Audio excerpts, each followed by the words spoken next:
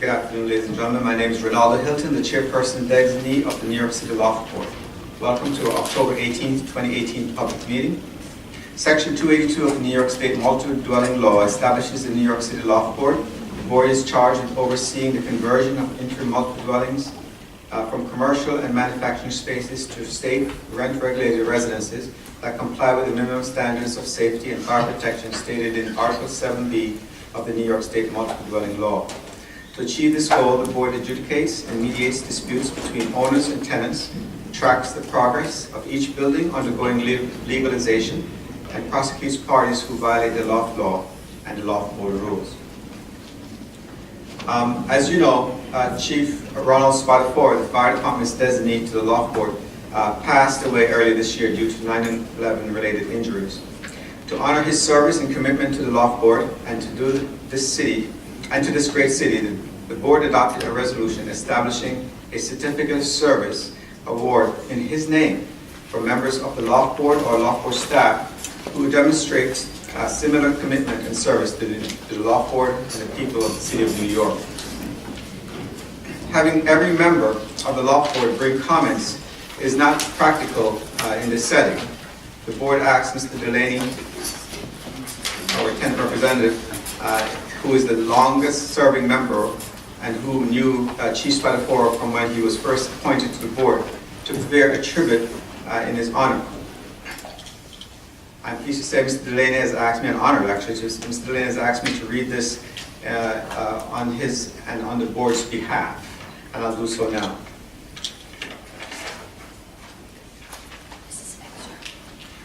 Remembering Chief Ron Spatafora. In May 2009, then Mayor Bloomberg transferred the New York City Loft Board out of the mayor's office and into the Department of Buildings.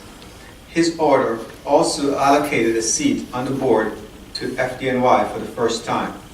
At this point in time, this seemed problematic given that many loft buildings did not meet fire and safety standards. How would having someone from the fire department on the board impact this situation? It seemed risky, since the loft residential conversions issues came up to the fore in the 1970s. City agencies had historically been reluctant to tackle the problem, which was one of the reasons the board was initially housed within the mayor's office. As concerned, any concerns I might have had as a tenant representative were allayed once I got to know and work with Ronald Spatafora, who was designated by FDNY as his first representative to the board. He brought a sense of calm and dignity to the job. He was thoughtful and funny. He always had a twinkle in his eye. Throughout his entire 6 or so years serving on the loft board, he never spoke of his prior assignment overseeing the cleanup of the World Trade Center site in the aftermath of September 11, nor mentioned any of his other accomplishments. Every now and then, he'd pop up on the evening news, deputy chief on duty for a multi-alarm fire somewhere in the city. Until he became ill, I never knew of the sacrifices he made spending years on the pile. In 2010, after the loft law was expanded to include many new buildings, the board was challenged with interpreting the legislature's mandate concerning incompatible use in those newly covered buildings. Chief Spatafora's expertise helped guide us through many difficult meetings and discussions of extremely complicated topics. He invited me and other board members to his elevation to Chief of Fire Prevention in late January 2015. I took some time off from work to attend. It was a mild, sunny midwinter day. I saw him take his oath with his young grandchild holding the Bible in a diminutive set of turnout gear. I heard the loudest applause and cheers of the afternoon for Chief Ron from the staff of the Fire Prevention Unit, who clearly admired him. I said to one of them, "You must be really proud of this guy." The answer was short and to the point. Damn right.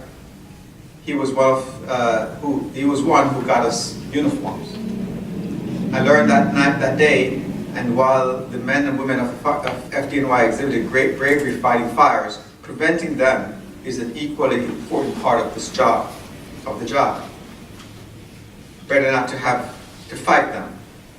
At his funeral, I saw the faces of the members of the uniformed service that has paid a great price to uphold its honor and reputation.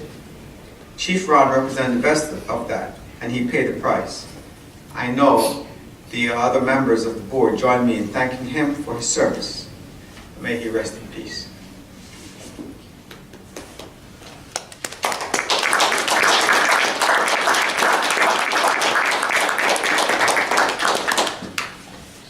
At this time, we acknowledge the presence of Chief Spadafora's close partner, Rhonda Sher, and his brother, Nicky Spadafora, with us today. Also in attendance is Chief Inspector Andrew Jaswinski, and excuse my mispronunciation, and Executive Director for Administration and Planning, my friend Robert Rampino, and also General Counsel Co-Development, Kelly Carr, with us today from the Fire Department. And now, on behalf of the buildings, Commissioner Rick Chandler, Chair ex officio of the New York City Loft Board, here to present this resolution to Chief Spadafora's family, his Deputy Commissioner of Legal and Regular Affairs for New York City Department of Buildings, Alex Fisher, who is also bringing remarks. Yeah. You can just go around. Members of the board, could you just come, let's join behind Alex as she...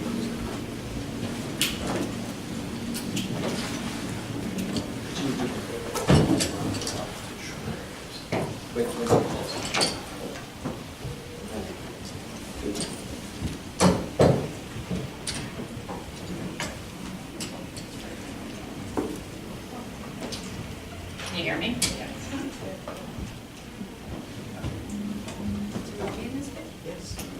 So I don't think I can comment any more cogently and kindly as Mr. Delaney's comments were. I just want to say that I'm humbled to be able to present this today. I knew the chief from fire. I was very happy when I came to buildings. I was able to work with him there, and also here when I was chairing the Loft Board on behalf of the commissioner. I always found him to be extremely kind and thoughtful and so smart. So he will be missed. And yeah, sorry. 1 second, sorry. So, resolution of the New York City Loft Board honoring former New York City Fire Department Assistant Chief and Chief of Fire Prevention Board Member Ronald R. Spadafora. This was adopted July 19th of 2018. Whereas the New York State Multiple Dwelling Law establishes the New York City Loft Board and charges the board with overseeing the timely conversion of interim multiple dwellings from commercial and manufacturing spaces to safe, rent-stabilized residences, and whereas Mayor's Executive Order 129, dated May 22nd, 2009, establishes the Fire Commissioner as an ex officio member of the Loft Board, and whereas on March 18th, 2010, the Fire Commissioner appointed Assistant Chief and subsequently Chief of Fire Prevention Ronald Spadafora as his representative on the Loft Board, and whereas Chief Ronald Spadafora was the first member of the New York City Fire Department to serve on the Loft Board and also a Loft resident, and whereas Chief Ronald Spadafora, a 40-year veteran of the FDNY, began a storied career as a firefighter in Engine 237 in Brooklyn in 1978 and rose up the ranks until he became Assistant Chief for the Bureau of Fire Prevention in July 2010. And whereas Chief Ronald Spadafora responded to the World Trade Center terror attack on September 11th, 2001, and supervised both rescue and fire suppression efforts, and was named the World Trade Center Chief of Safety in October 2001 for the entire Ground Zero recovery operation, ending in June 2002. And whereas Chief Ronald Spadafora died on June 23rd, 2018 of illness related to the destruction caused by the World Trade Center terror attack. Now therefore be it resolved that the New York City Loft Board honors him for his commitment and service to the board of the City of New York, and establishes a certificate of service award in his name for members of the Loft Board or Loft Board staff who demonstrate similar commitment and service to the Loft Board and to the City of New York. Thank you. So sorry.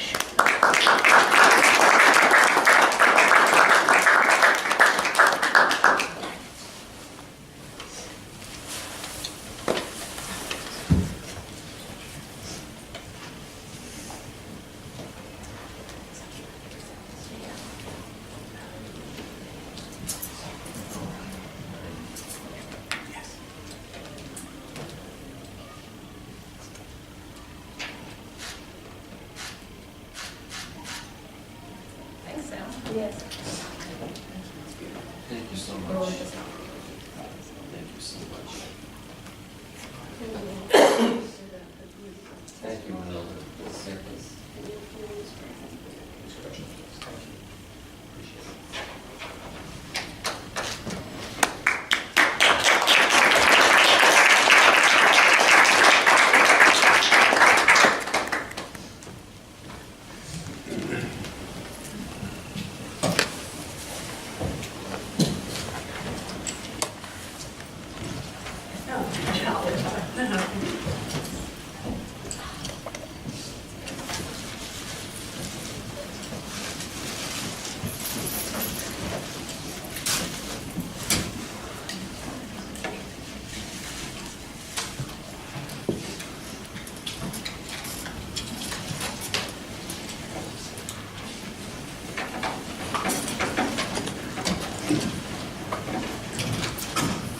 Appreciate it.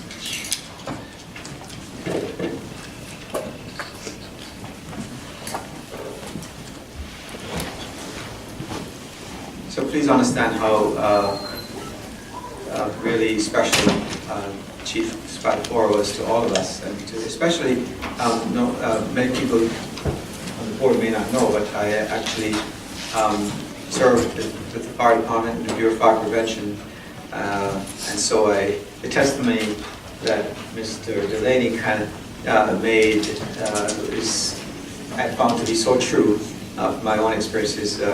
Even though I did not, he was not the chief of fire prevention when I was there, but the struggles that that he also actually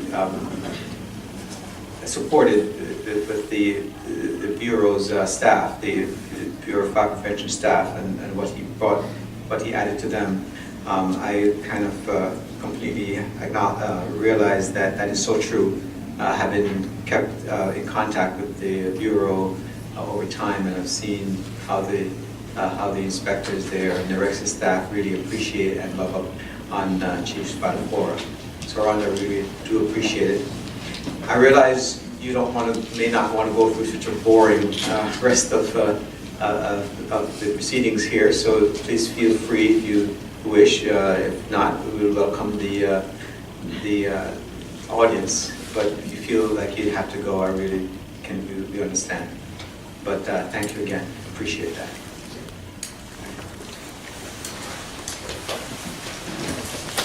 Some of it is interesting.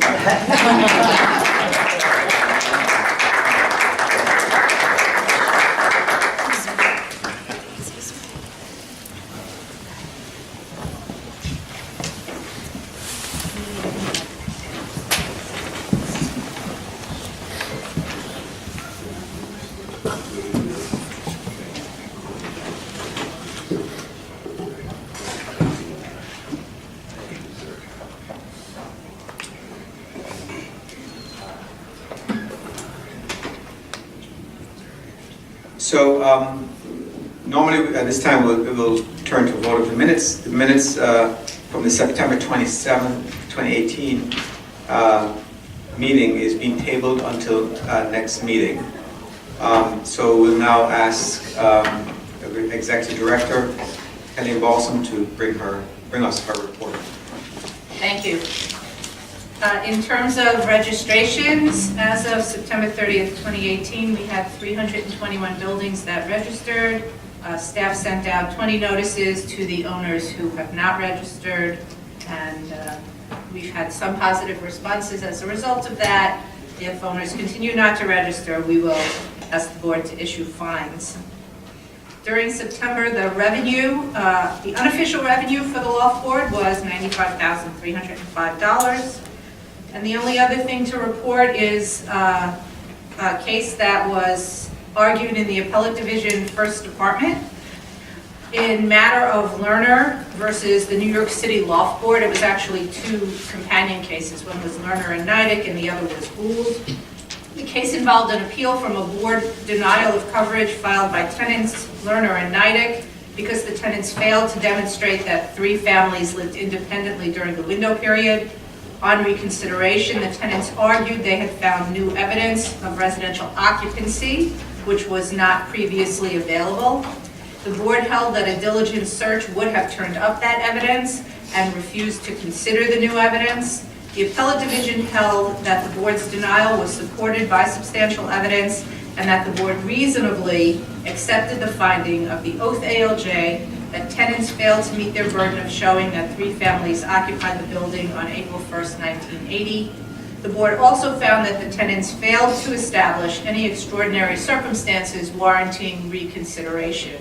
In the companion case, which was decided in the same decision, Gould versus New York City, petitioner Gould, who was the owner of the building in which Lerner and Neidig resided, asked the court to reverse the portion of the board's reconsideration order that denied Gould's request for reconsideration. In the underlying order, the board had declined to rule on the issue of whether Lerner, who was a net lessee of the building, would be entitled to protected occupant status under the Loft law. The board declined to rule because, having denied coverage, there was no reason to reach that issue. The Appellate Division held that Gould lacked standing to challenge the denial of her request for reconsideration because she was not aggrieved by the board's decision, and she failed to show how the board's decision declining to rule on the question would cause her any actual injury. To the extent that Gould argued Neidig should not be a protected occupant, the court held that the argument was unpreserved as Gould did not raise that argument at the administrative level. I've distributed a copy of the decision to the board members, and if you have any questions about it, you can reach out to me. One other thing that I do want to say is in terms of contacting the Loft Board, we've had some issues with people emailing the Loft Board. I want to make sure that the public knows that they can write to the Loft Board at NYC Loft Board, all one word, at buildings.nyc.gov. That is the address for the Loft Board.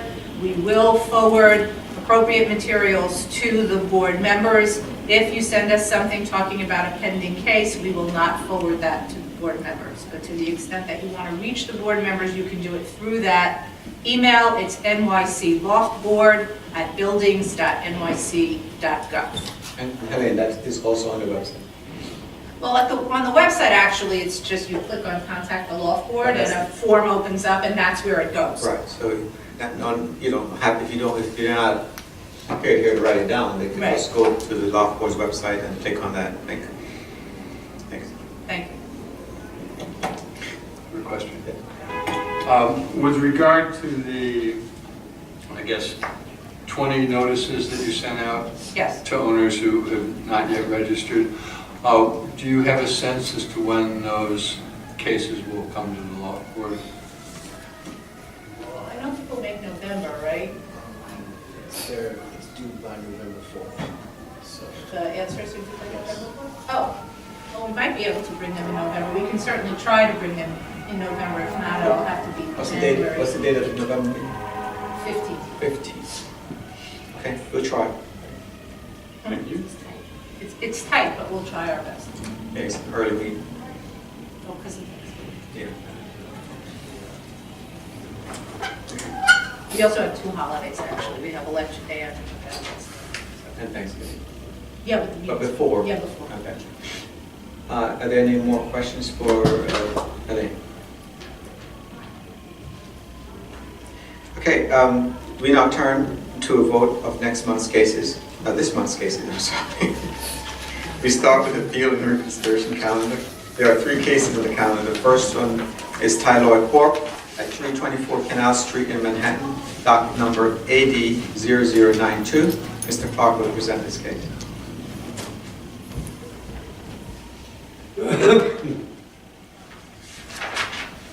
Thank you, Chairperson Hilton, board members. Excuse me.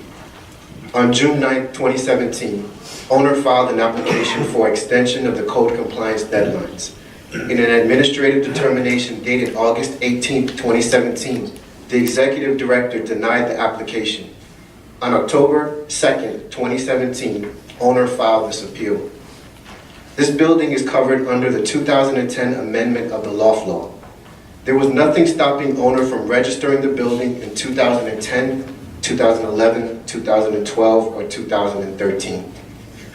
On March 22, 2013, tenants filed an initial coverage application seeking Article 7C coverage of their units and protected occupant status. In February 2014, while the coverage application was pending at oath, owner obtained an architect to prepare proposed narrative statement and a corresponding legalization plan. Owner sent the narrative statement and the plans to the tenants for review and comments before registration. Instead of registering the building and then moving forward with the legalization during the narrative statement process, owner made the settlement of the coverage claim and registration of the building contingent upon tenants' waiver of the narrative statement process. When the parties could not reach a settlement fast enough, owner consented to tenants' withdrawal of the application on the eve of trial, only to refile the coverage application 14 days later. In a stipulation of settlement dated September 26, 2017, owner, among other things, agreed to register the building and tenants as protected occupants, and tenants agreed to waive their rights to a narrative statement process. On November 2, 2016, more than 3.5 years after the initial filing, owner registered the building, and on March 13, 2017, the Loft Board assigned the building an IMD number. Pursuant to Section 2-01B2(1), the Executive Director may only grant an extension of the code compliance deadlines where an IMD owner has demonstrated that it has met the statutory standards for an extension by proving the necessity for the extension arises from circumstances beyond his control and the owner has made good faith efforts to meet the code compliance timetable requirements. Owner argues the need for an extension was beyond its control because even if it conceded to coverage when tenants filed the initial application, all applicable deadlines for buildings covered under the 2010 amendment had already passed. However, even if the expiration of the deadlines construed as circumstances beyond owner's control even if the expiration of the deadlines could be construed as circumstances beyond owner's control, here it is not because owner intentionally delayed the registration of the building. Owner argues it made good faith efforts to meet the deadlines by negotiating legalization issues with the tenants to avoid the delay typically caused by multiple narrative statement conferences. However, there was still a delay as it took more than 3.5 years since the filing of the initial coverage application to reach a settlement with tenants about the legalization issues. A settlement that should have happened within the narrative statement process.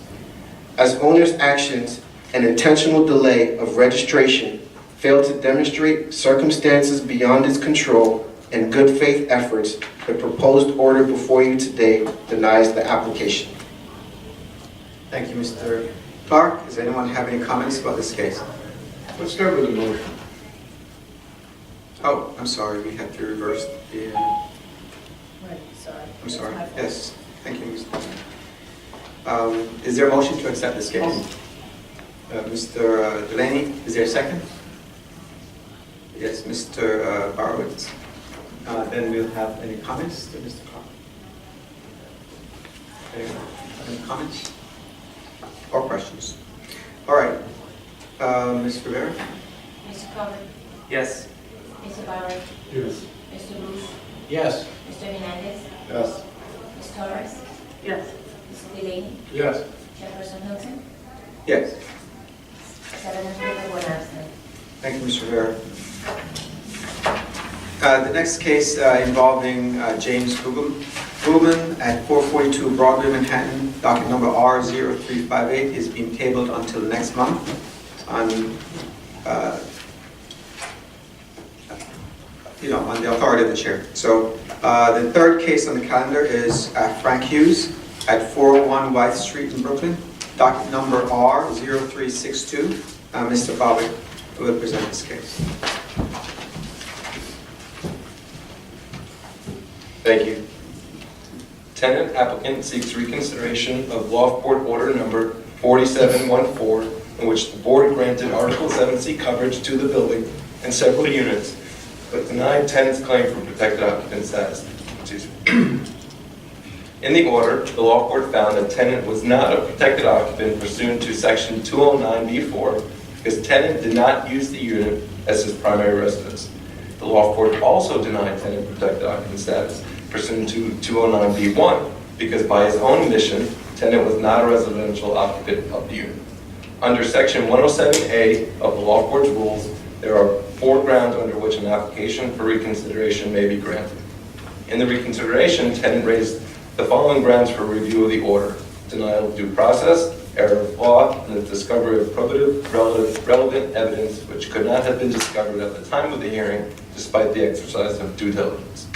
Tenant argues that the Loft Board committed an error of law in denying his protected occupant claim. However, tenant failed to demonstrate how the Loft Board's analysis under Section B1 was flawed. Tenant admitted that he lived somewhere else. Therefore, tenant was not a residential occupant of the unit. Tenant argues that because he was a full-time residential occupant of the unit during the period 2008 to 2010, he should be protected regardless of where he was living after 2010. However, such a finding would be contrary to the plain language of Section 209B1 and the case law that supports it, which requires that the protected occupant be a residential occupant currently in possession of the unit. Tenant also argues that the Loft Board denied him due process because it analyzed his protected occupant claim under standards that were allegedly not in effect at the time of his testimony. The Loft Board's rule in Section 209B has been in effect since 1983. An applicant must demonstrate that he or she is a residential occupant. Based on the tenant's own admission, tenant was not a residential occupant of the unit. Tenant next argues that the Loft Board should grant reconsideration based on the discovery of probative, relevant evidence which could not have been discovered at the time of the hearing despite the exercise of due diligence. However, Section 107A4 of the reconsideration rule was not intended to allow for evidence that did not exist at the time of hearing. It is intended to allow for evidence that existed at the time of hearing, but for some reason was not discoverable by the applicant at the time of the hearing despite the exercise of due diligence. Here, tenant's new evidence consists of an affidavit dated January 12, 2018, his tax returns for the years 2011 through 2016, and a 2016 document from the Board of Elections. The affidavit and tenant's 2016 documents may not be considered because they did not exist at the time of the hearing.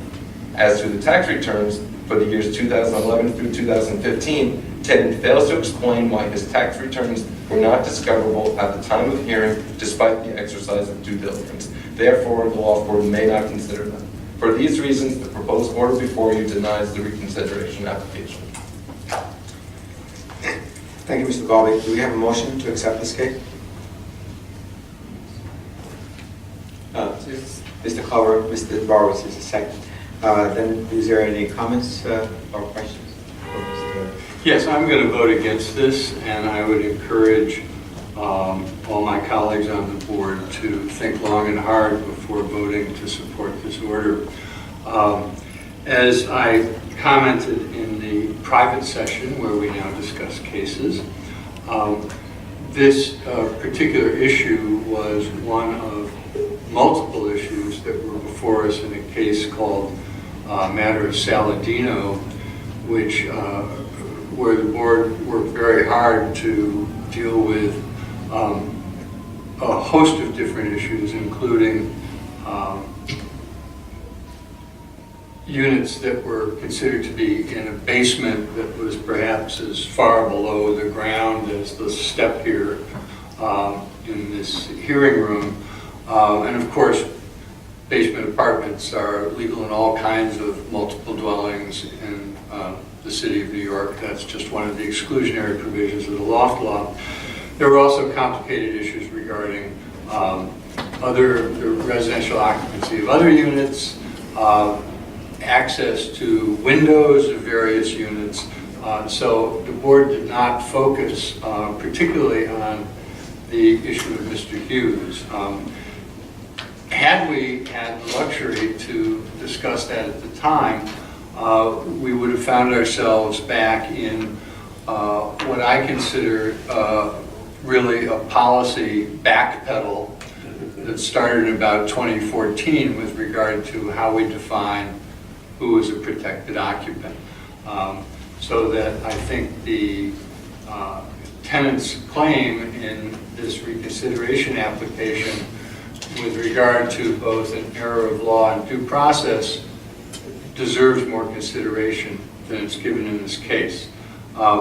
Specifically, as we say on page 2 of the opinion, here a tenant may have been a residential occupant of the unit during the period 2008 to 2010, which was the entire window period, but by his own admission at some point in 2012, the tenant no longer lived in the unit. He was no longer a residential occupant of the unit. As I understand it, he was living with his girlfriend. The order before us goes to considerable length to see matter of Gallo and the unit belonging to Ms. Mariner Smith as being, quote, the most analogous. In the case of Gallo, Mariner Smith, it was documented, had with her husband bought and was living and holding a job in Long Island and owned a house, which is, in my mind, is quite different than choosing to live with your girlfriend. As I pointed out to the Loft Board, there was a period of time before my building was registered where I lived with my girlfriend because the landlord had cut off the water in my building for 3 months. So that one chooses, either out of necessity or out of affection, to spend a majority of nights elsewhere, to me is not significant. And we, in the order, find out that, heavens forbid, it appears that the tenant was subletting at some points while he wasn't there, but of course that was during the period when the building wasn't covered. So we find ourselves again, and anyone who attended last week's meeting, the board is currently trying to bring its rules on the question of protected occupancy into greater conformity with the policy that we've sort of started edging toward, in my view, a series of, at this point, perhaps 15 or 20 decisions, each of which I voted no on. Therefore, in this case, I think that we're trying very hard to carve out a position that I don't think is correct. In my point of view, the owner should have been ordered in the underlying order in Saladino to register this unit, name Mr. Hughes as the protected occupant, and then if the owner had proof to demonstrate that Mr. Hughes had not been the primary, had not used this as a primary residence for some reasonable period of time, in rent stabilization, that look-back period is 2 years, then let the owner attempt to evict Mr. Hughes for lack of use of a primary residence. To say that, well, you weren't living there during a period when your landlord shouldn't have even been renting residentially, therefore you're not a protected occupant, to me makes no sense. I plan to vote against this case, and I hope that this gets looked at in a court of competent jurisdiction.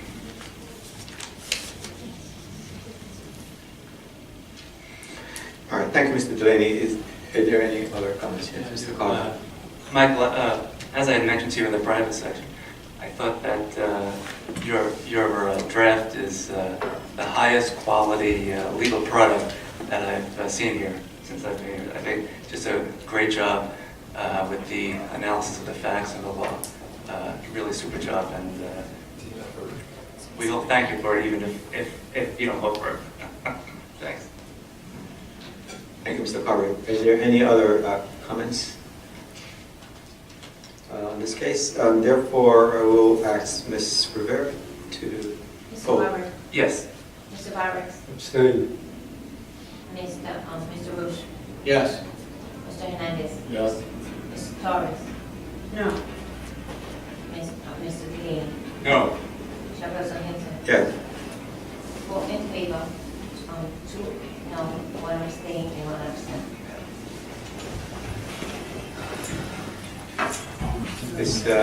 This will go back on the calendar, didn't it?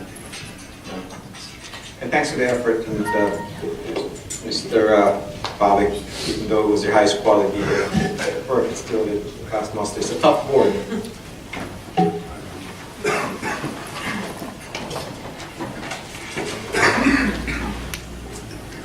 So we go to the summer calendar. There are 8 cases on the summer calendar.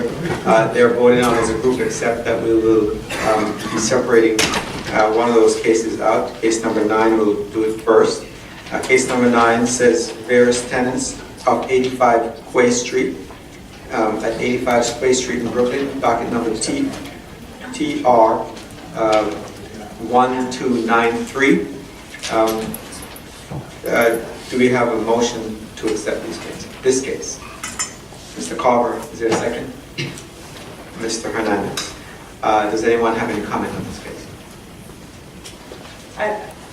I just would like to say I'm going to abstain because they were clients of mine in the past. Thank you, Ms. Torres. Is there any other comments on this case? No, so Ms. Rivera, can you poll?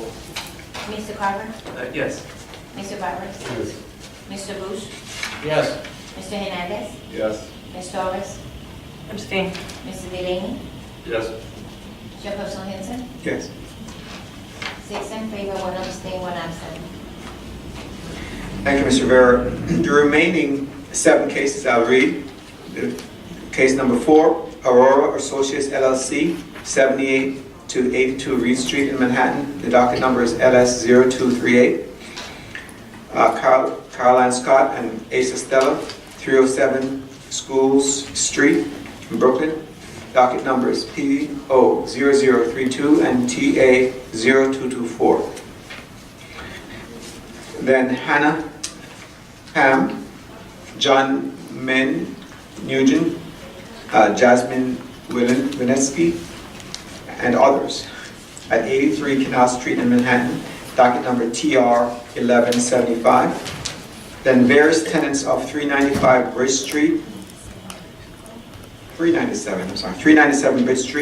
docket number address is 397 Bridge Street in Brooklyn, TR1208. Then Michael Flynn, Catherine Flynn, Christopher Currett, William Kainer and Mitchell Wilson at 280 Nevin Street in Brooklyn, docket number TR1223. Then case number 10, Theodore Lockhart at 226 Franklin Street in Brooklyn, docket number TR1318. Then case number 11, Nor Ballard and Naj Pabarash at 473 to 493 Kent Avenue in Brooklyn, TR1331. Does anyone have any comment? Is there a motion to accept these cases? Mr. Carver, the motion. Is there a second? Mr. Hernandez, does anyone have any comments on this case, these cases? Ms. Rivera. Mr. Carver, Yes. Mr. Barber, Yes. Mr. Bush, Yes. Mr. Hernandez, Yes. Ms. Torres, Yes. Mr. Delaney, Yes. Chairperson Hilton. Yes. 7 in favor, 1 absent. Thank you.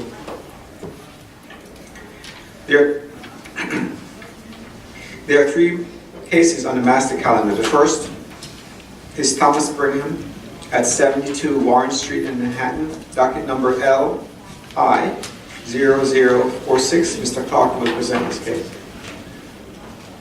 Thank you. On March 16th, 2015, the occupant of the 3rd floor unit filed an application seeking a finding that owner unreasonably interfered with the use and occupancy of the unit. In a stipulation dated June 10th, 2014, Tenant agreed to vacate the unit. Owner agreed to complete the legalization in 90 days from the date tenant vacated. Tenant raised 3 grounds for unreasonable interference. First, tenant argued that owner departed significantly from the estimated time schedule for performance of the work, and that instead of 90 days, it took owner 11 months to complete the legalization work in the unit. Although owner was not aware of the significant amount of additional work necessary for the unit at the time of the agreement, owner failed to work expeditiously given the previously undiscovered condition by taking 4 to 6 months to obtain floor joist brackets and mesh for the repairs. Owner also failed to give tenant reasonable notice of the cause of the delay. Therefore, the proposed order before you today finds that owner caused an unreasonable interference with tenant's use of the unit. Second, tenant claimed that owner departed significantly from the work described in the narrative statement and legalization plan. Tenant argues owner covered the west wall in the unit with sheetrock that caused a 25 square foot reduction of usable space for his film studio. Loft board precedent states that the reduction in size of a unit after legalization is not unreasonable interference where the owner provides a rational basis for the reduction. Tenant failed to establish how the reduction in space inhibited his filmmaking or to show how his film studio could not be reconfigured to fit the new space or otherwise caused an unreasonable interference with the use of the unit. Third, tenant argues the owner violated the provision of the tenant protection plan in that there were conditions that created dust and debris in the unit. However, there was no proof owner was responsible for the conditions that created the dust and debris, and as soon as owner was notified of the dust, owner promptly took action and paid to have tenants' clothing cleaned. For the reasons stated, the proposed order before you today grants the application on the grounds that owner departed significantly from the estimated time schedule for performance of the work and denies the claims owner departed significantly from the work described in owner's narrative statement and legalization plan, and that owner's alleged violation of the tenant protection plan. Thank you, Mr. Park. Is there a motion to accept this case? Mr. Delaney, is there a second? Oh, Mr. Hernandez. Do we have any questions or comments on this case?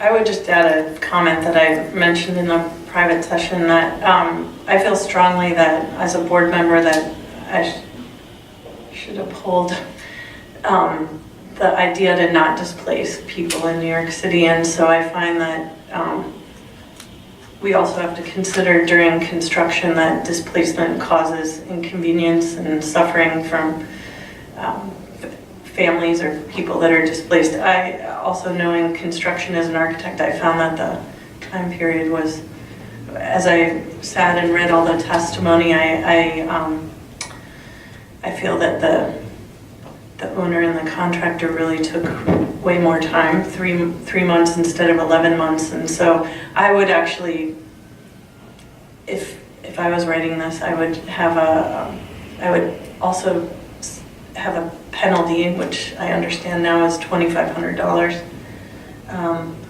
in addition to slapping the owner on the wrist or whatever for what we're saying here.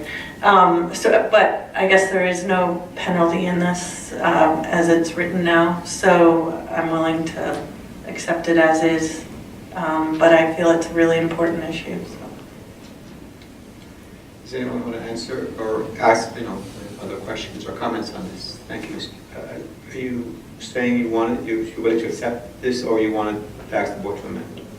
No, I'm willing to accept as is. Okay. With the motion, but I just want to point out that I think in the future, sure. We should put people on notice so that we are finding them when they're leaving tenants out on the street. I understand. Any other comments? I would just add that I appreciate the board taking a second look at this case, and I think it's very important, and I urge my colleagues to vote for the proposed order, because had we gone the other route, I think we would find that delays in work under these kinds of circumstances would be, that this case would be cited as precedent. And here we're making a statement that, yeah, you can't just say 3 months when maybe there was ill intent, maybe there was just, I'm going to say 3 months because I really have no idea how long it's going to take. Well, if somebody said, oh, hey, Chuck, you got to be out of your loft for 3 months, but I really don't know for sure. It could be 3-4 times that long. Maybe I wouldn't be so quick to agree. So I think this is an important step. Yeah, I'll just add on to that. I mean, this is a big issue for me because I'm an architect on Build It Back for Hurricane Sandy, seeing families and what it does when you're displaced for so many years. Thinking of my own family, if we were out for 3 months and instead it was 11 months and a full school year, and what do a child in a family, I think it's a critical issue to keep in mind. Thank you. Mr. I tend to be a great cynic about this thing, and I can't even, we all know how often when the city does something and they'll say they're going to do it in a certain amount of time, and it takes them a year more to do it. So that's my feeling about this thing. You know, you always put on the best face possible, it'll be done in a little while, and then it takes longer. I also tried to measure what this 25 square feet reduction with this sheetrock wall, and I couldn't come up with anything much over 10 or 12 square feet. So I just get very cynical about these things. And as I Well, said that earlier, grievance isn't even on that. I mean, I don't. It wasn't anyone- founded. Yeah. Well, the board didn't fund it. yeah. But so I will say what I said at the private meeting. I will abstain on this issue. I mean, You know, on a program like Build It Back, that the tenants are displaced, but they're paid for their rent by the program. So in this case, tenants are not necessarily being paid to be out of their apartment. Right? In this case, in this particular case, it was $321, which that can't get you anything anywhere No, I near New York agree City. with that $321. I mean, I have an incident with my son and daughter-in-law and their 2 kids.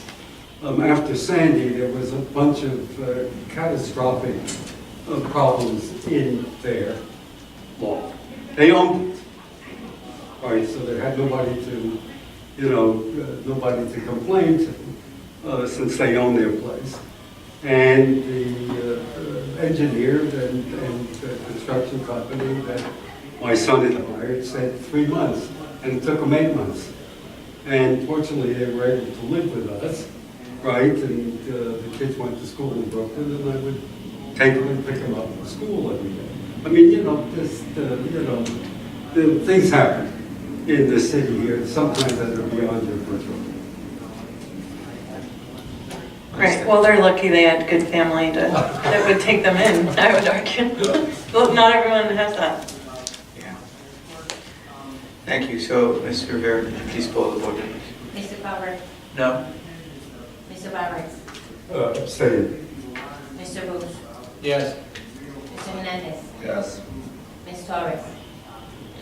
Yes. Mr. Delaney? Yes. Chairperson Henson? Yes.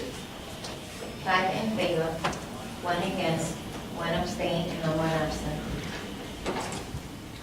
Thank you, Mr. Clark. The second case is numbered case number 13, 513 through 527 West 45th LLC, and the address is 517 through 525 West 45th Street in Manhattan.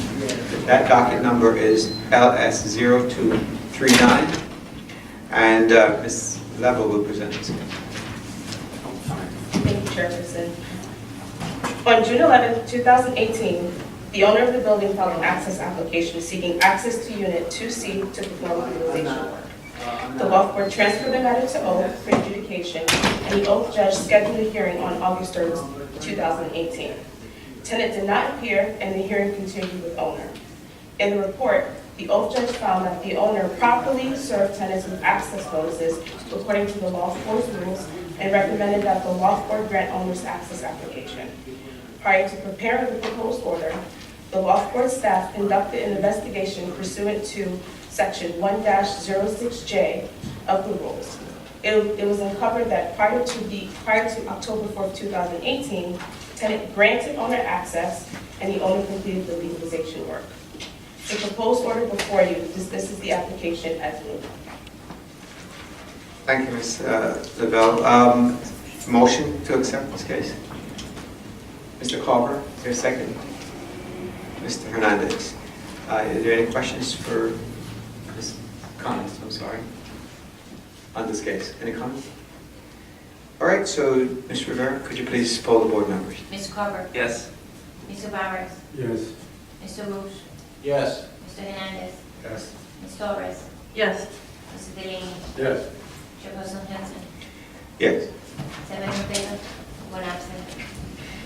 Thank you, Ms. Rivera. The last case involving Neil Redding, Kaylin O'Brien at 39 Pearl Street in Brooklyn.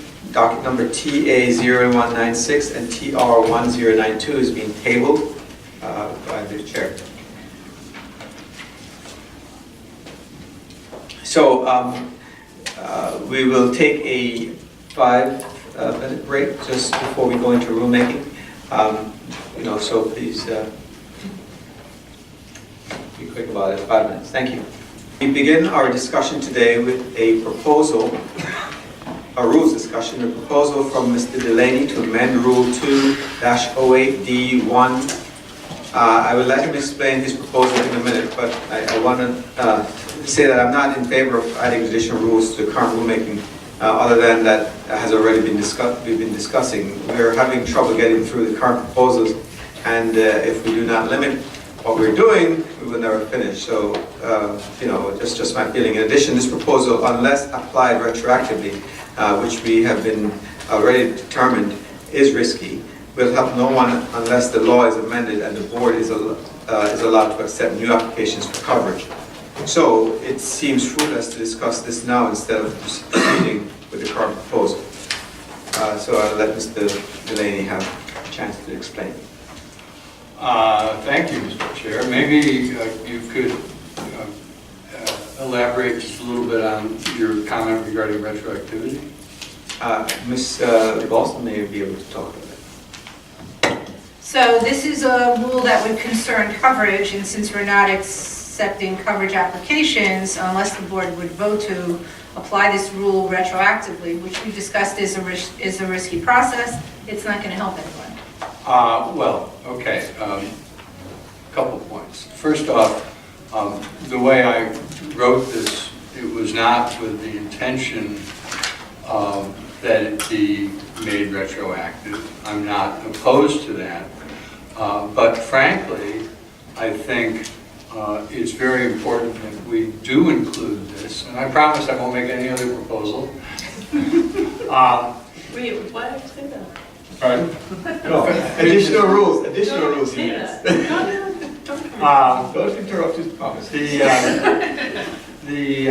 And really, during this period where there is either a bar on coverage applications, which is either temporary or maybe forever, depending on the will of the legislature, assuming that it is likely to be lifted at some point and new applications accepted, what better time to change the rules than now, when there's nothing pending, that it would be clear going forward. I think the board, as I discussed last month, I think the board, when it drafted some changes to the rules in 2010, overlooked the consequences of the way this section is currently worded.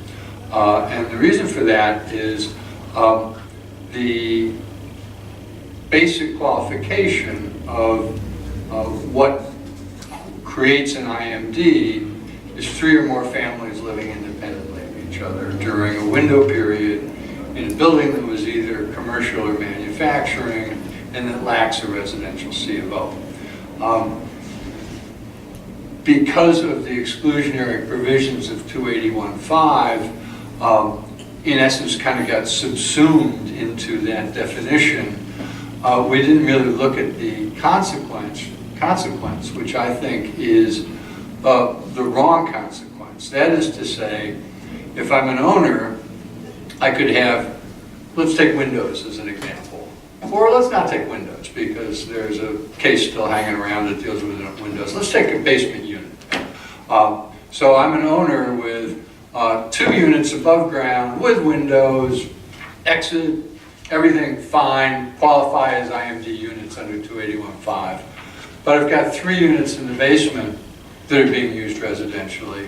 But under the way the loft law is currently written, an application for coverage under 281.5, those units could not be covered. Okay, that's fine. That's what the law says. But at the moment, that gives me the license to prevent any IMD claim, successful IMD claim, because there are only 2 units that I'd have to register. I think that if there are 3, 5, 7, however many units that were residentially used, they should count toward the qualifying number of 3, whether or not that individual unit can be accepted for coverage as well. And I have heard, at least at one point, the executive director state that she questioned the logic of the way the rule currently exists. So all that's intended here is to correct that and to prevent the ability of owners to circumvent IMD coverage as long as there are only 2 units that would qualify and however many wouldn't qualify. I think that is completely contrary to the remedial intent of the statute. I'm not actually following the argument exactly, Chuck. So if the law requires 3 units, how could you count units that don't qualify?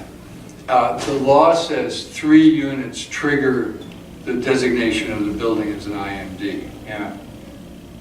So that, for example, we've had coverage cases where there were only 2 tenants, and this is not under 281.5, I'm thinking of cases under original 281.1, where there were 2 units left, the 3rd unit, the tenant had moved out, but the remaining tenants were able to prove that it was used residentially during the window period. No one said, well, that unit is vacant, so it's not an IMD. I think that units that are used residentially should, during the applicable window period, in a building that otherwise qualifies, should go toward that count. But we're told that, but by definition, an IMD has three qualifying units. 3 units that qualify to trigger coverage. Yes, I'm not following still how a building with fewer than 3 units that could qualify, can fall under the definition. I don't know that I can say it any more clearly than I have. I think Ms. Cruz is familiar. I think oh God. So, the question is, in terms of how 281.5 is worded, I'm just trying to find the exact text. I'm sorry.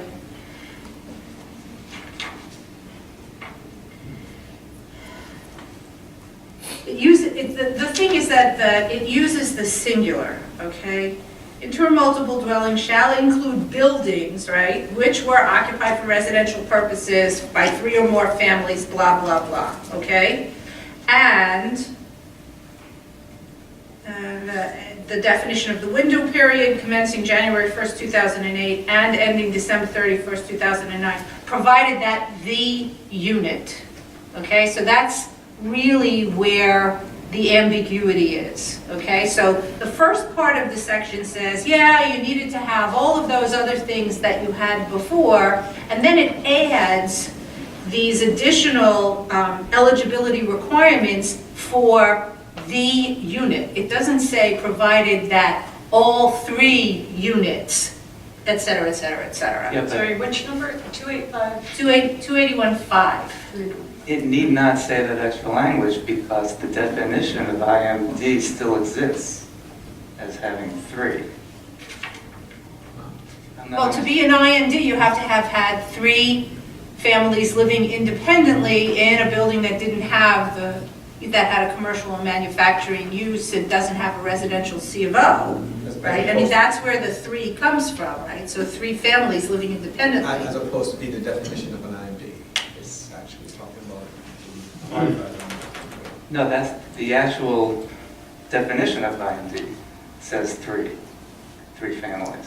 It says 3 families, right? One of the things that you need to be an IMD, right, Yeah. is 3 families living independently, Right. right? And- And then for the ones that are covered under 281.5, the argument is, right, any particular unit that wants to be covered, right, has to have these things.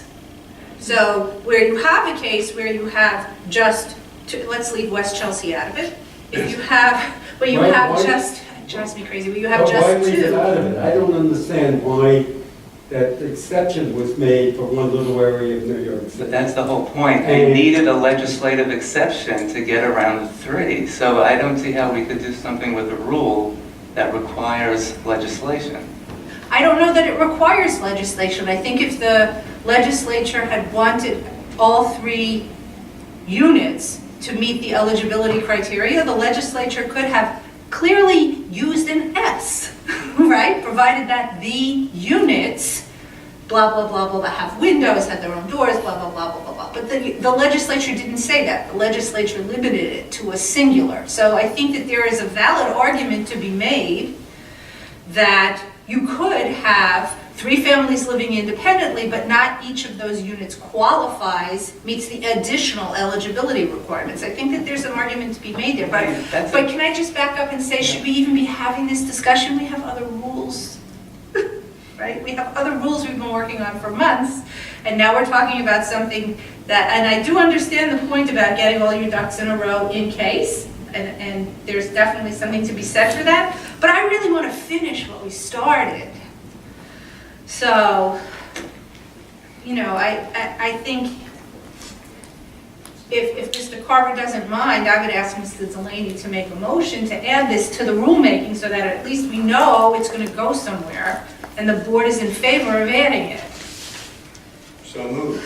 What does that mean? So remember, we developed a protocol. If somebody wants to add something, they would send it 2 weeks in advance. The board would decide whether or not we were going to add it to the rulemaking, and then we could first talk about it. But here we're talking about it, we haven't decided if we're going to even add it to the rulemaking, right? We have proposed rules, staff made a series of rules, right, that we proposed to the board. We added one about extensions in exchange for perhaps having a little more leeway on narrative statements, and the board seemed in favor of that. But since then, we've had other things coming in, and we're not moving forward. And it's a long time already. It's more than a year. But if it's arguably unlawful, maybe it shouldn't even be added. That would be your vote, right? So, Mr. Delaney, could you please make a motion? Yes, I would move that the board add this one revision to section, I can't remember what section it is. 208. 208 D1, I believe, yes, to its current consideration in lieu of the fact that this is the ideal time to make that change so that it's clear going forward, as opposed to, for example, I know this is a long-winded motion, we're changing the narrative statement conference procedure to a degree which presumably would apply not only to narrative statement conferences of buildings as yet unregistered, but would also apply to narrative statement conferences of buildings that haven't gotten into narrative statement processes yet. Buildings that are already covered, that are, yes. Right. So here it's just nice, clean. I'm not trying to, in some backhanded way, affect the reconsideration case that I won't mention and still for the board. This is just perspective. Mr. Delaney has made a motion. I'll second. Okay. All right, thank you. Can Ms. Rivera please poll the board members? Mr. Carver? I would like to speak a little bit because we have, a motion was just seconded. I'm sorry, Mr. Carver, yes. I'm going to make just really short. We have a statute whose goal is to legalize these units. And you're telling me that we're supposed to count units that are illegal, that don't even qualify. That makes absolutely no sense to me. This is nuts. This is absolutely nuts. Well, if you were a private building and you were hired to design it to maximize apartments, there are legal half garden level apartments all over the city. So it's not outrageous that someone, 3 or let's say 10 families are living in basement apartments, but they're half above the ground, so you have plenty of light and air. I mean, I don't see why it's outrageous. It's outrageous because the concession in this rule is that these other units don't qualify, and we're going to count them in order to allow another unit to qualify. That's in essence the proposal. Can I ask other board members, I'm curious, I know that I'm familiar with the 2010 Loft law and that there were these exclusions, that Bloomberg exclusions. Is this basement one a Bloomberg 2010 exclusion? Was it an exclusion prior? No. Okay. No, there are units that got legalized under the original law, Loft units that got legalized under the original Loft law. Mr. Carver, let me try to give you another way to think about this. Years ago, when Tribeca was still relatively unpopulated, there was the question of whether or not a supermarket would locate in Tribeca. And the supermarket owners said, we don't think there are enough people that will, in Tribeca, that will come to our store. So they reached out to the Loft tenants and said, can you tell us how many members you have in Tribeca? And we said, no, we can't, because our membership is confidential. These people are illegal. They belong to our association. Market share, what we're really saying here, which makes all the sense in the world and comports with the remedial nature of the statute, it says there are enough units in this building to open a supermarket. Maybe not everyone can enter the supermarket, but there are enough units that the police power of the state of New York should be invoked to require, under the remedial nature of this statute, the units that qualify to be brought up to residential code compliance standards. And the tough alternative, or the corollary to that rather, is that theoretically the owner should either evict the units that don't qualify, the residential units, and replace them with a commercial use, or the city should oversee that. But instead, in the example I gave, 2 units that can be legalized, 5 that can't, the way our rule currently stands, we're just allowing that illegal use of multiple units to be continued ad infinitum. No, we as a board aren't. We as a board aren't saying anything about those other units. That's not it. And now, the argument that you just made about the supermarket and the remedial nature of the statute, I don't think that helps. Anytime someone talks about the remedial nature of the statute, it's because the actual language of the statute isn't working for them. I mean, you can't get into those kind of arguments until you've overcome the actual statutory arguments, which is that an IMD by definition is 3. So I'll just say one last time, if the goal of our statute is to legalize units, it makes no sense to count units that can't be legalized or can't qualify for coverage. I don't really want to get into this, but I've said this before, before you were on the board. Initially, when the law board went into effect, the AIR law, it was started there, many years before, allowed only 2 units. And the city, in fact, had lied to the artist community, and you'd have to put a sign up saying AIR 3 or 4, a certain size. And the city had lied to us by saying that the fire department could only take 2 people out of a particular building, when in fact the IMD was not mentioned. And a lot of people, a lot of landlords and a lot of tenants that upheld the AIR law, they were all dismissed when it came to the new law because 3 is a multiple dwelling unit. And the argument was that a 2-family house is 2 units. I mean, it just, the city gets very, very confused about all of these things. So and I tell you, to this day, and this is, how many years ago, Chuck? Before The Department of Buildings memorandum that created AIR was 1962. Yeah.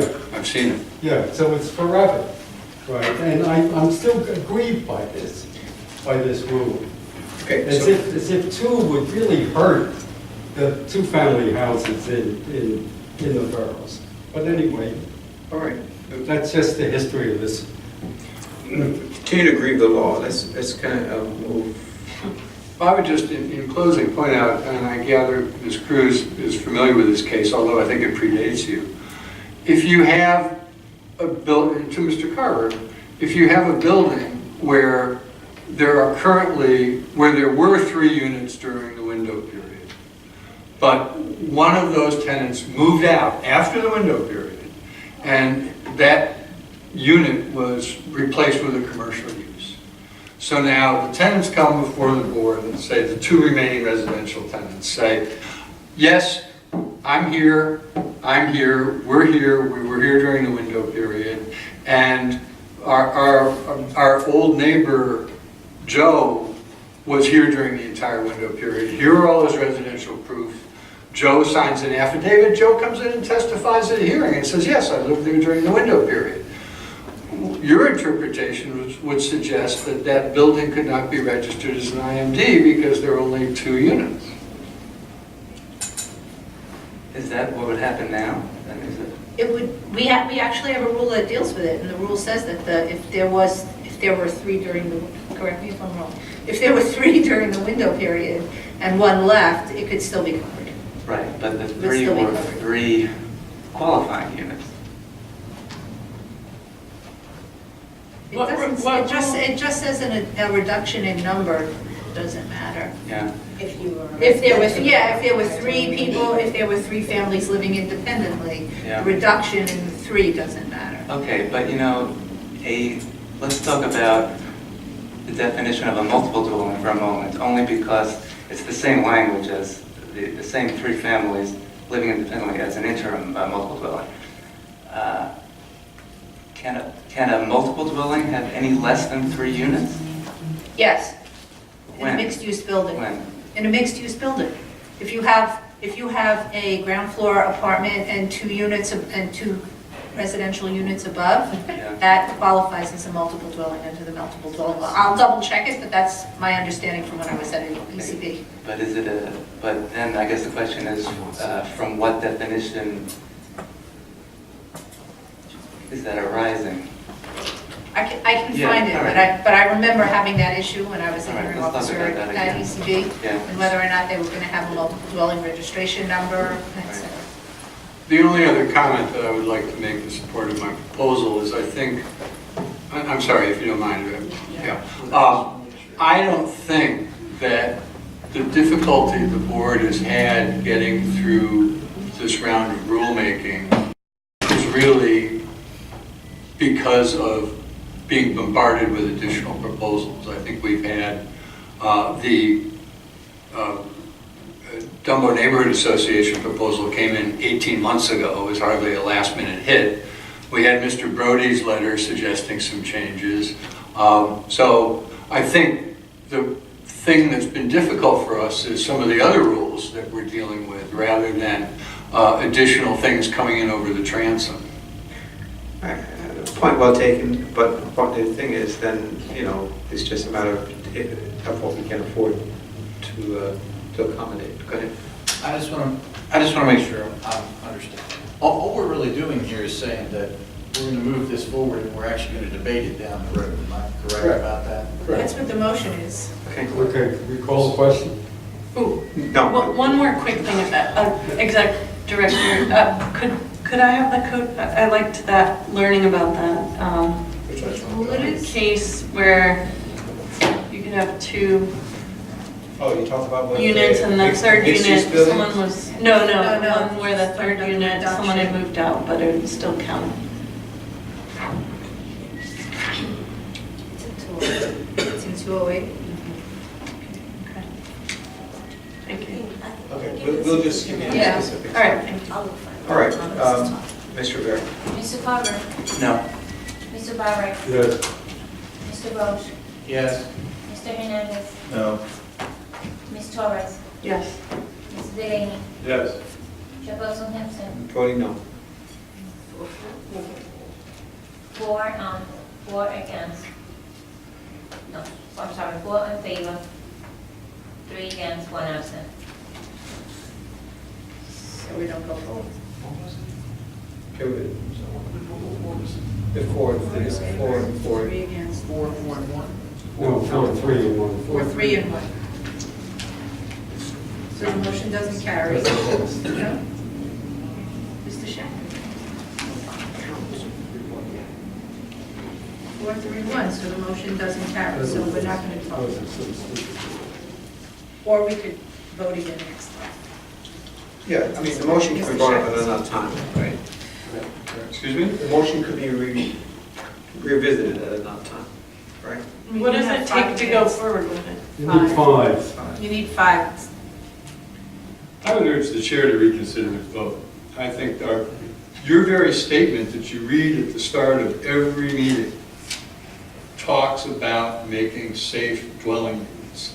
The way this law is written, which is no one's fault, it was an unintended consequence, perpetuates unsafe dwelling units. Chuck, his point at the beginning of at least talking about your proposal was that because of our inability under law to take on new applications, the rule would have no effect, and so it's just not worth the time at the moment. But that there are some legislative changes pending that might change that. I think that's what the That's my chairman's point, I'm saying. not voting against what you're having here, I'm saying that, we don't want to dedicate the time to debate this right now when we have other pressing stuff to do. Can I ask then, so we're doing rulemaking and then let's say something passes in 6 months from now, we then have to redo rulemaking and then reconsider the future if something passed? If there's new legislation, we will definitely have to do rulemaking, because we will have to amend. So we're looking at 2 processes of public, But- rulemaking process. Well, you mean an additional one, yes, but we're going to have to. It's not like you can Right. not. It'd be have another nice if rulemaking that one process. was like, that second one. It may be, was- it may even, can it be moved at all in terms of the legislation? I mean, this proposal, if the, Well, actually, one of the proposals, I mean, in the bill that passed the Assembly, there was a proposal to amend the section, to amend 281.5, and in what would have been the new 281.6, it said the unit seeking coverage. So there was actually, the Assembly actually passed that, which would clarify, and yeah, we would have to change the rule. Right. We would absolutely have to change the rule at that point. so it's not, the principle here is, it's just where we want to focus right now. Go on. Yeah, I mean, I just want an observation. I started in May. I don't think the rulemaking's taking that long, but I wasn't here for the year before where you were. You weren't here for the first year and a half. But I think it's really healthy, important discussions, but I would like if the legislation changed and we had to act on it, that we would act like. Yes, and we would have to, yes, we would have to, yes, absolutely. Right. Sorry. Okay. So then we go, All right, so, so in addition to this proposal, unless, oh, no, I'm sorry, conclusion. Do we want to? no, we were, Continue on. well, I thought we would talk about 201B, which is the extension rule, which I had circulated to everybody. The board had asked for a couple of changes. I did put those in. So I guess the question is, does anybody have any more questions or comments with it, or do you want to vote on it? Do you want to discuss it more? I have a thought on extensions. Yeah. So I guess I could bring it next time, but I was mapping out milestones and understanding what's in them and what's in between them and how much time is in the rules visually. We have time, I mean, it's only, Yeah. is that quarter to 40? Yeah. But I don't have copies for every member, so a board member. pass it. I could pass it. Yes, absolutely.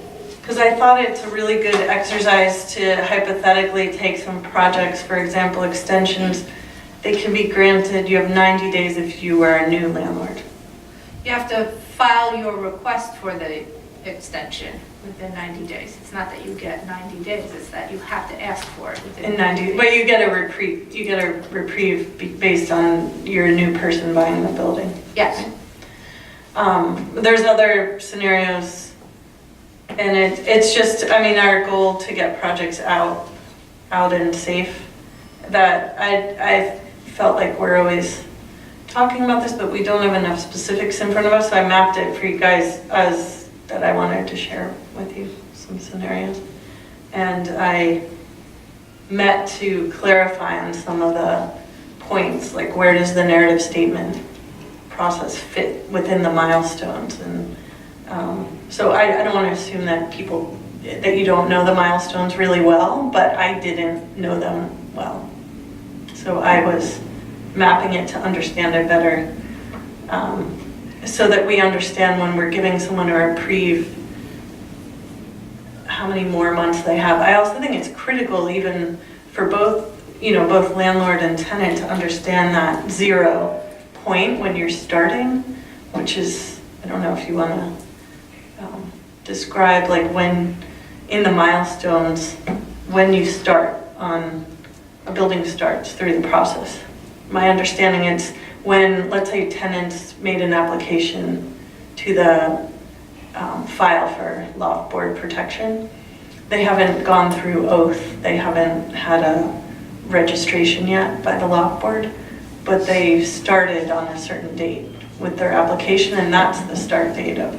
The way that the current law reads, yes, that's correct. Because it says whichever is earlier. It gives certain criteria, and it says whichever is the earliest. And if there was if the coverage application was filed before any of the other things that are stated in that section, yeah, then yes, that would be the start date. The earliest date. Yeah. So I didn't know if people realized that.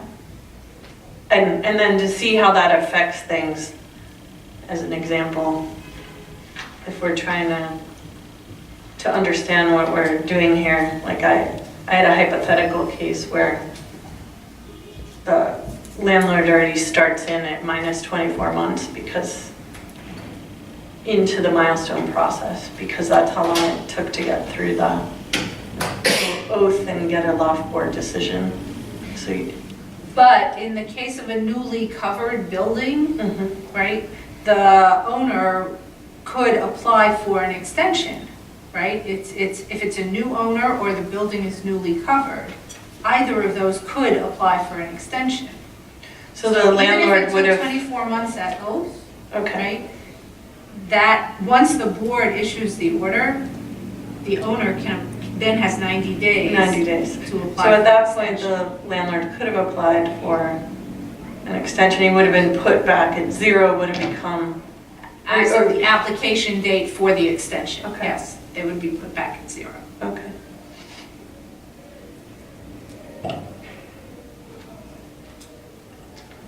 The other component that I don't quite understand, because is what the clock is in the narrative statement process. I'm not sure where that reads in the rules. Well, the 45 days, and how you start a clock.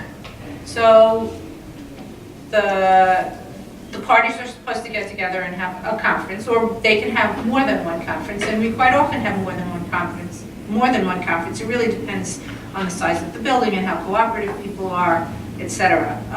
But everybody gets together, there's a conference. Theoretically, the owner has to redraft plans. We may have another conference. At some point, we reach a point where the issues have boiled down to people can't agree on whatever the critical issue is.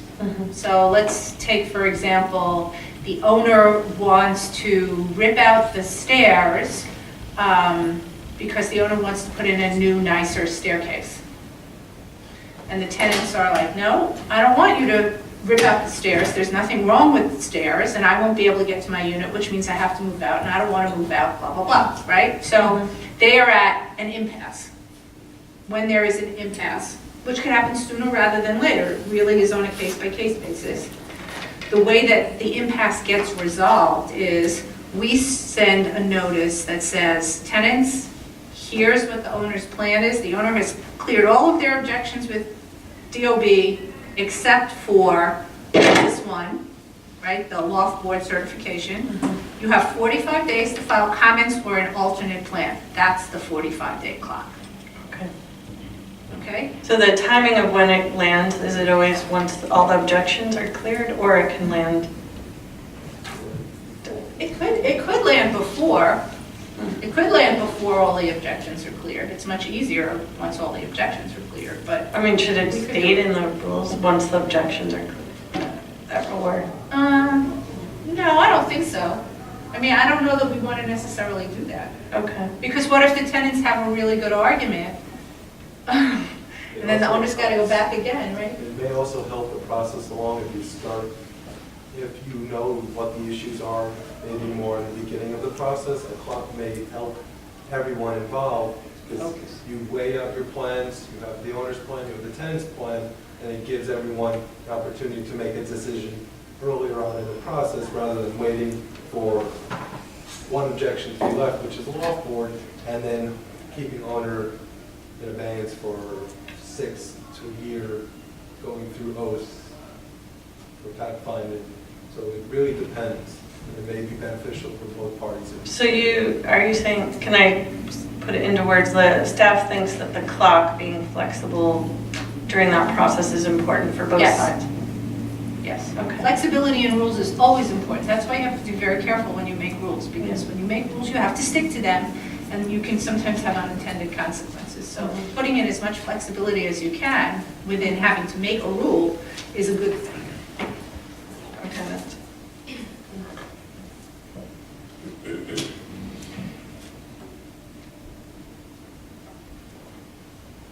So I'll pass this around, but just visually, so the purple is the regular milestone, and then if we grant a reprieve to someone, the yellow-green becomes, now they're on top of where they were, the milestones weren't achieved, and now we're giving them another chance. This is how Can much. I just say, Yeah. we're just giving them a chance to apply for that. Apply. Right? With all due respect, you tend to assume that the extensions are going to be granted. And I think it's very important to emphasize that all we're doing is giving people a chance to apply. If the extensions are granted, then that's absolutely fine. Right. But they may not be. And I think the board needs to keep that in mind when they're considering the rule. And if granted, it's because the process is stuck for reasons beyond the owner's control. Well, there's two statutory criteria, Yeah. right? One is that they made good faith efforts to comply, and the other is that, yes, they are stuck because of things that are outside their control. Yeah, so this extra time is just for the just for those cases. They have to meet those statutory standards, yes. But the third standard was a little loose, the one where if a landlord can't gain access. That's not a statutory standard, that's an example of something that could be a circumstance beyond an owner's control. Okay. I That's mean, I not can the- understand BSA and landmarks is taking more time, but tenant not giving access, there's a lot of wiggle room in what, like how is the tenant contacted? I mean, the reason why. Reason yes. why. Oh, well, the owner has to show that they sent the correct access notices. Mhm. So if you want to continue, I mean, I'm more than happy. I think it's a beautiful chart and I'd love to see it. So Well, I want to look, I mean, the ideal thing for me, I was thinking if in Excel, you just pop it in per, what's it, 300, how many projects now? 309? You mean the number of buildings? Yeah, In jurisdiction? that that are in the narrative in the statement. early milestones that might get a reprieve. I think there were like 132 in the permit stage, right? And how many were pre-permit? I don't remember. Huh? Yeah, no owner certification. I think it was like roughly 40. around that. So like, let's say 170 maybe? 170 total. Yeah, I thought it was small enough number that you could actually fill in Excel, just see visually how long, because the goal is we don't want things to be in here that were from 1982 or even from 2014. You know, we want to get the buildings to safety. Right. So just, there's a small enough number at 170 that we could just qualify when they're targeted to exit the program and when they're targeted to be on, if we're granting a reprieve and they get new milestones, we know when they're gonna get out of the program. Well, it would be Right. 30 months from the application. 30 months from the date that we give them the reprieve. So we know a targeted date. No, 30 months from the date they filed their application. That's not necessarily the date that it would be granted. Well, let's say you have a building out of compliance, but they might have a reason like landmarks. That we then say, okay, we're gonna give you this chance to get back on to track with your milestones. And because you've proven that you've Let's done assume work. they meet the statutory Right, standards, right? Then they get 30 months max to make all of them. Depends on where they are in the process, but let's assume they have nothing. Yes, 30 months. Okay, so if they go off those 30 months and they're off the rails and construction's taking years, we're like 5 more years into the process than we were before, but now they're still not finished. Right. So then they're out of compliance again. They're out of compliance again and then, That's it. They're out of compliance again. and so we have no incentive, they're just sitting there with an unsafe building. I don't know. I mean, if they're working, if they have a permit and they're working, then they're doing something. I mean, there are people that have expired permits, and that was one of the groups that we wanted to target, were the people that pulled permits and the permits have expired, because then they're not working. So I'm not exactly sure.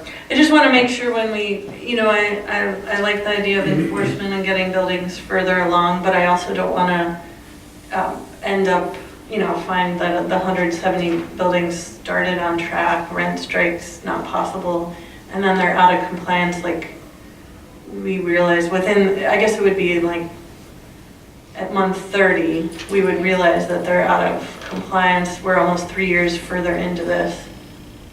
And where are we? Like, that would not be a good look. Yes, I would agree with that, and the idea is to get the buildings moving, and we would hope that if people, one of the things that the landlords complain about, whether or not it's true, not true, I don't know, but one of the things that the landlords complain about is that they don't have the ability to collect rent. Assuming that they meet the statutory standards, this would give them the opportunity to start collecting rent again, so that argument goes away. So, I'm not sure what else they could say. I think that there's sort of merit to that. right? If in fact what they're saying is true, and again, I don't know, I'm not there, I don't have the statistics, but if there is some merit to that and they get to collect rent again because we give them an extension, and again, these are only people that meet the statutory standards, then that argument goes away and theoretically they should be moving forward. So if they are being truthful and that is the reason that they couldn't move forward, now they have that money flowing again, at least for 30 months, and they can take that step. And I think that would meet the goal that's so important to everybody, which is getting the buildings legalized. Right, and look, even if it's not perfect, even if not everyone at the end of the time period is finished, this has helped, even if it's not perfect. And I don't see it. Well, helped in what way? Like helped, you represent real estate, so helped. Move it towards completion.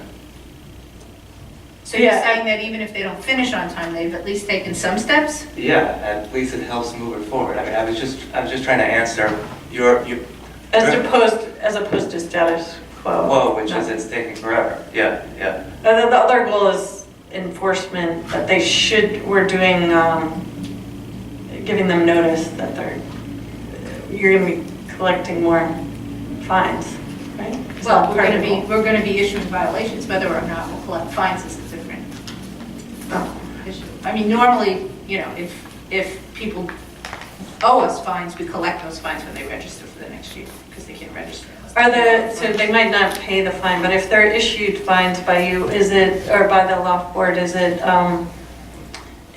something the ECB, like, do they have to clear it before they get a C of O?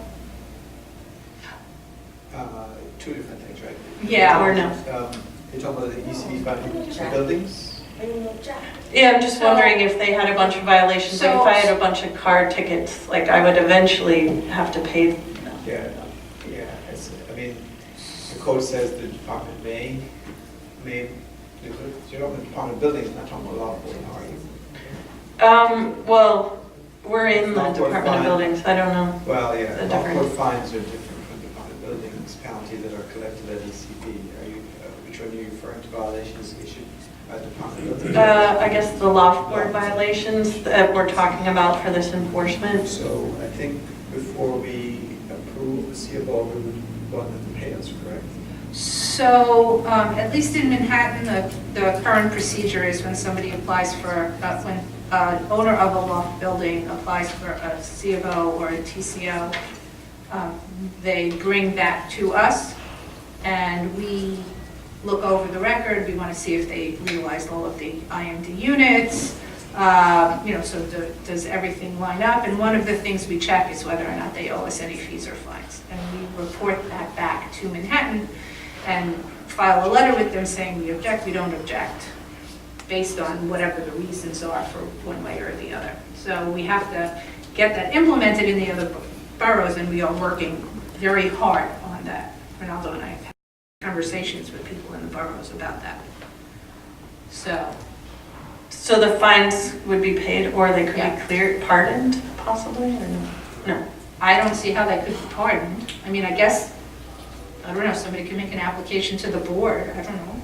Okay. I don't think that staff would set, late fees maybe, but fines that the board imposes, we can't do that. But I know it's minutia, but my last question about that is there interest if it's like, there's some buildings here that have been in there for like 20 years or something, or more, 40 years? No. Not 40 years, 30 years? No, there isn't. My understanding is that there isn't interest. There is not. The fines have to be docketed. My understanding is that the fines have to be docketed in court in order for the city to be able to charge interest. I'm not an expert on this, but that's my understanding. And we are not docketing them.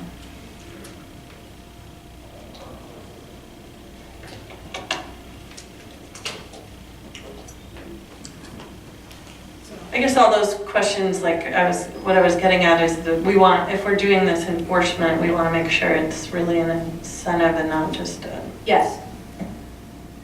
Yes, we do. Yeah.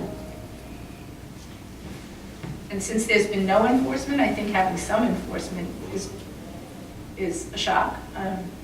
Some of the stuff that we've done already, I think is helping, at least anecdotally. I don't necessarily have statistics. But I think that we are certainly, in terms of filings for the sales of rights. We seem to be getting a lot of them pretty fast. And I don't know that we did before. So, and that's something where we have been issuing fines. So just in terms of this rule, I added a couple of things at the board's request. I don't know if anybody has any other questions or comments or needs the language tweaked. So that's my question. I guess, could we also see the forms you're sending? Just, What could you email, like you're collecting on the sale of rights, you said it's been improved because you sent a notice. You want to see the notices of violation? No, I was just curious what the Loft Board's sending out, where you mentioned registrations gone up. We have an invoice, right, every year in June. We run all of the buildings and print invoices that we then send to the building owners. And the invoices include outstanding fines and fees. If you'd like to see some, we could print them for you or email them. Yeah, right, that would be great. Also, when you mentioned the sale of rights, that now sales are being documented better, what instigated I the? didn't say better, I said Oh. sooner. Sooner. I would say probably not better. That is a concern. And that is a rule that's on the table. We just haven't gotten to it yet. What triggered that? Just the invoice that went around? What triggered what? The sale of rights. Oh, we Being started submitted issuing, sooner. no, we started issuing violations. Oh. And the board started finding owners who had not timely filed their sales of rights. Yeah, it'd be good to just see that type of letter, like redact whatever the address is, but just what's the letter being sent out? Now, it's a notice of violation, and yes, we will send that to you. Okay, thank you. Sorry, should we go through the text, like start at the beginning? Well, we've already discussed a lot of this text, so I would ask if anybody has issues with any of the texts, starting with B1, I. So does anybody have any issues with the text of B1, which is on page 1 of the document that I sent to you? For the public, should you read out loud? There are copies available copies. for the public? No, Yeah. I'm not reading it out loud.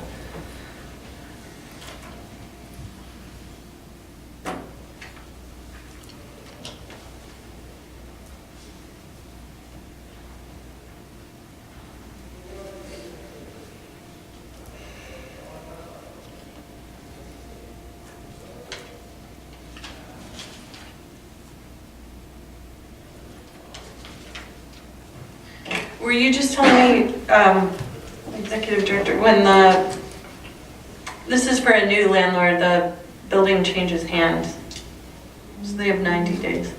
Yes. But it's also for a landlord who's owned a building but is new to the That's registry. II. That's B1 II.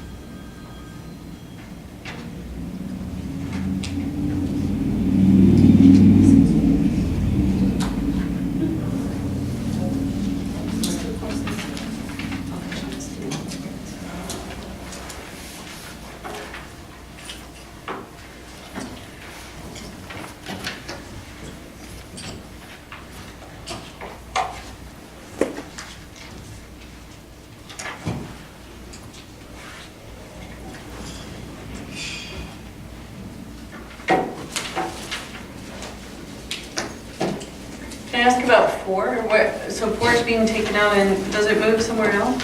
No. It's no longer necessary. It also created a lot of procedural issues. Was it one extension per application? Was it just for one of the deadlines? So the board had previously voted that if we were going to do this, it would, people could get more than one extension. So 4 is being deleted, IV is being deleted.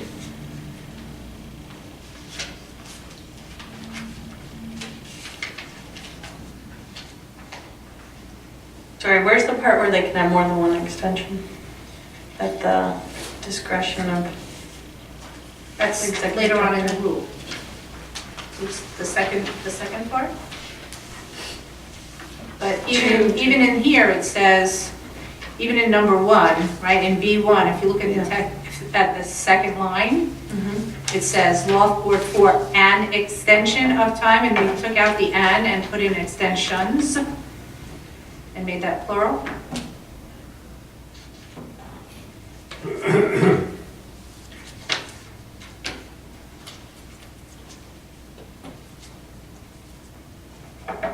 is it limited? We talked about 2. Yeah, that's the next section. But I was asking if anybody had comments on this one. If not, we can move on to the next one. Yeah, nothing has changed of any substance since we spoke about it last. I mean, you made Right, some I just made a couple of things that, cleanups. Yeah, right, that the board had asked for. As Yeah. defined in section 1-12 of these rules, which was a cross-reference, I think, as far as Moskowitz had asked for. And then a history of denial of reasonable access on statutory standard 2. But I'm not sure that we got all the way to the end of this, so.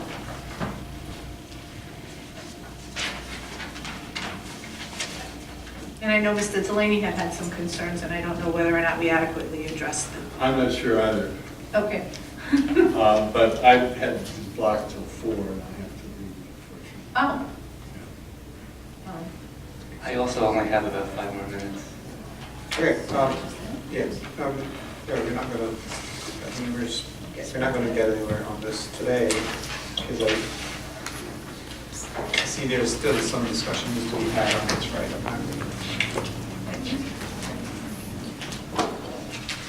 Well, I would just like, I'll send this colored chart out to you, and if you want to disseminate it. I will. But I think it's part of the discussion, but it would have been better if I had it in front of everyone. It's clear on there what it's talking about, right? You know what's what? Yeah.